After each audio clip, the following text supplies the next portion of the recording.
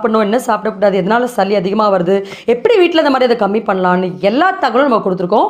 அந்த வீடியோஸோட லிங்க் நம்ம இந்த டிஸ்கிரிப்ஷனில் ஷேர் பண்ணுறோம்.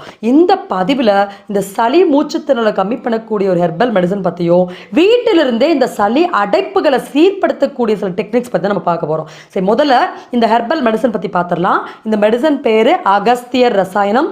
எல்லா நாட்டு மருந்து கடையிலையும் கிடைக்கும். உங்களுக்கு என்ன பிராண்ட் வேணுமோ அந்த பிராண்ட் வாங்கிக்கோங்க.